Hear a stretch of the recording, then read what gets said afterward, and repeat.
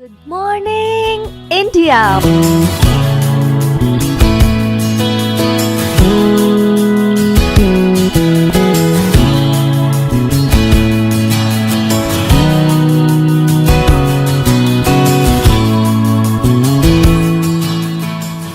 Monday to Friday.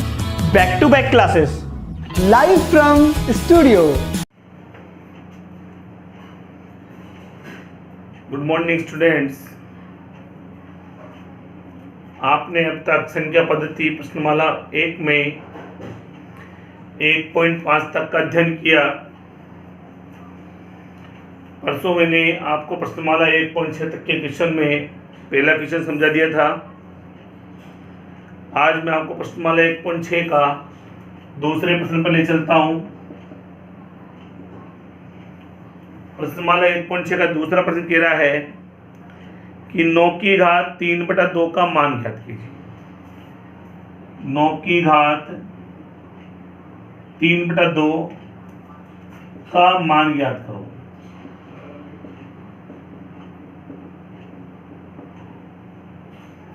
तो मैंने आपको परसों भी बताया था कि जब इस 9 का भाज्यंगन किया जाता है, 3 का भाग 9 में 3 3 9, 3 का भाग 9 में 3 एकम 3। तो मेरे पास 9 का मान आया 3 की घात 2 और इसका होल क्यूब है 3/2। तो मैंने आपको एक सूत्र लिखाया था परसों कि यदि किसी घातांक पे घात लगी हो तो दोनों घातांक आपस में गुणा हो जाती है। तो 3 तो आधार है हमारे पास और इसकी घातांक 2 गुणा 3/2, दोनों घातांक आपस में गुणा हो जाती है। घात पे अगर घात लगी हो दोनों घातांकों को आपस में m × n इस सूत्र से हल कर सकते हैं।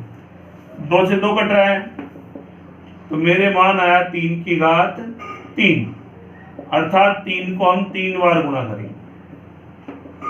तो 3 3 9 9 27। इस प्रकार से 9 की घात 3/2 का मान कितना आएगा? 27 आंसर आ जाएगा आपके पास। एक क्वेश्चन और देख लीजिए। एक क्वेश्चन है 125 की घात -1/3।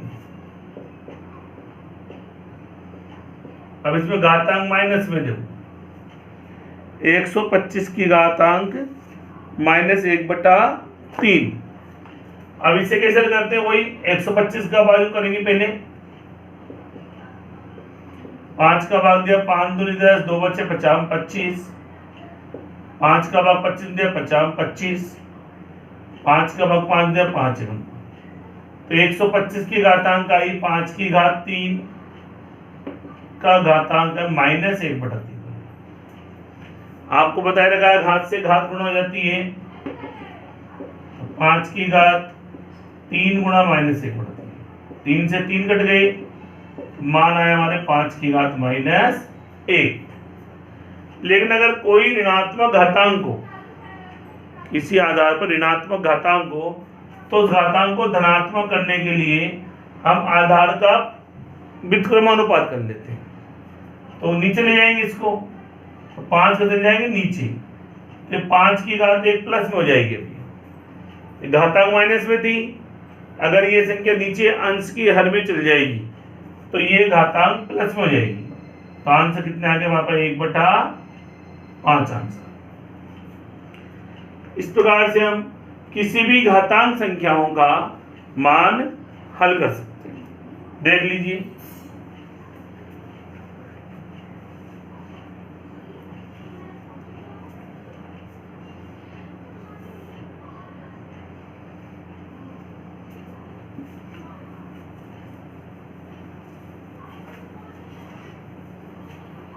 इसी प्रश्नमाला में अगला प्रश्न तीसरा आता है।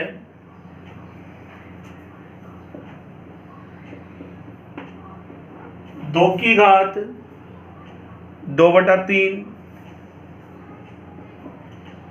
इंटू 2 की घात 1/5। 2 की घात 2/3 इंटू 2 की घात 1/5 को आपको हल करना।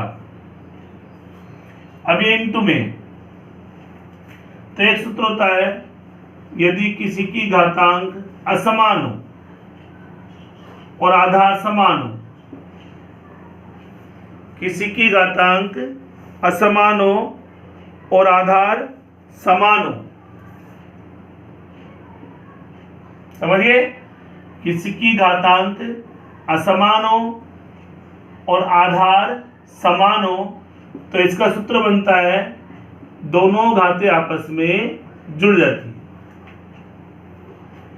सूत्र इसका a की घात m इंटू a की घात n, मतलब इसमें दोनों आधार समान है और घातांक अलग अलग है, तो हम आधार पे जो घातांक लगी हुई है दोनों घातांक आपस में जुड़ जाएगी। हल कैसे करेंगे? हमारा आधार है 2, घातांक इसकी 2/3 प्लस 1/5। अब हल करेंगे हम 2 की घात 3, ये दोनों लसा से गुणाएंगे, लसा लेके जुड़ेंगे 2/3 1/5, तो 3 और 5 का लसा आया 15। 3 का भाग 15 में दिया, 3 पंजे 15, 5 बार, 5 दूनी 10 प्लस 5 का भाग 15 में दिया हमने, 5 से 15 3 बार, 3 एकम 3, तो हल आ गया आपके 2 की घात 10/3 13/15। इस प्रकार से अगर घातांक में हो तो मान को हम इस प्रकार हल कर सकते हैं। एक और क्वेश्चन देखिए,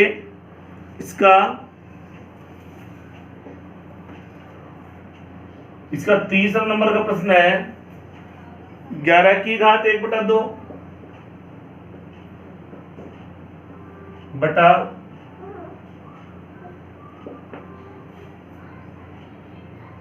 11 की घात 1/4। अभी बटा में काय में बटा में संख्या बटा में लग रही है इसमें, तो हम क्या करेंगे, जब घातांक बटा में तो इसका सूत्र क्या लगेगा, 1 की घात m बटा 1 की घात m। अब इनमें भी जो आधार तो समान है लेकिन घातांक अलग अलग है, तो इसका सूत्र हो जाता है दोनों घातांक के आपस में घट जाती है।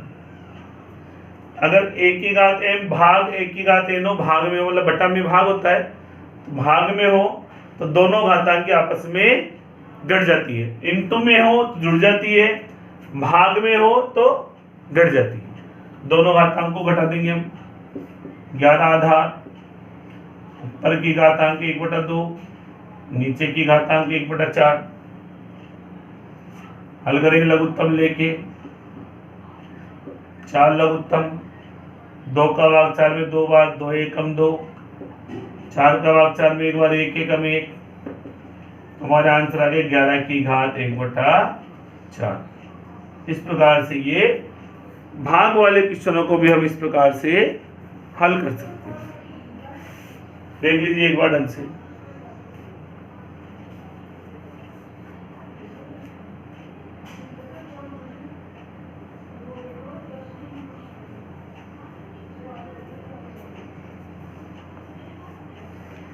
इस प्रश्नमाला में एक क्वेश्चन और आता है,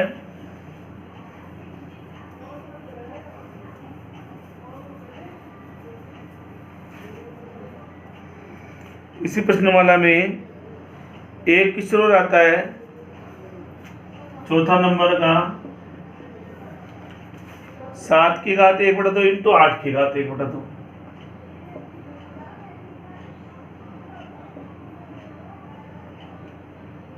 अब देखिए आधार असमान है, आधार असमान है लेकिन घातांक समान है। आधार तो समान है और घातांक असमान है, तो हमारे सूत्र क्या लग जाएगा, a की घात m इंटू b की घात m।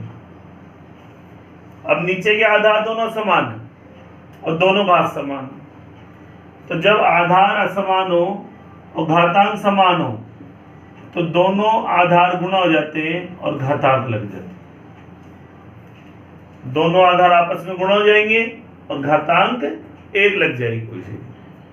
आधार क्या है मेरे पास 7 गुणा घातांक, आधार क्या है हमारे पास 8 और दोनों की घातांक क्या है 1/2, तो 800 तो 56, तो आंसर क्या आएगा 56 की घात 1/2। इस प्रकार से अगर कोई संख्या में आधार तो समान हो और घातांक समान हो जाए, दोनों गुणा हो रही हो, तो दोनों आधार की संख्या आपस में गुणा हो जाती है, घातांक लग जाता है। तो आधार 7, इधर का आधार 8, घातांक कितना दोनों का 1/2, तो 856 की घात 1/2। इस प्रकार से आपके प्रश्नमाला 1.6 पूर्ण होती है। आज हम प्रश्नमाला एक संख्या पद्धति की प्रत्येक प्रश्नमाला 1.1 से 1.6 तक का अध्ययन कर चुके हैं। आज ये प्रश्नमाला कंप्लीट हो गई है। कल से हम जब नेक्स्ट क्लास चलाएंगे तो अन्य प्रश्नमाला नई तीसरी प्रश्नमाला का अध्ययन करना प्रारंभ करेंगे। प्रश्नमाला 1.6 तक में अगर कोई परेशानी हो तो आप मुझे बताइए, मैं नेक्स्ट क्लास में उस प्रॉब्लम को सोल्व करूँगा। आप इसका अध्ययन कीजिए। अगर फिर भी आपको कोई प्रॉब्लम हो तो बताइए, उसका सॉल्यूशन किया जाएगा। ठीक है।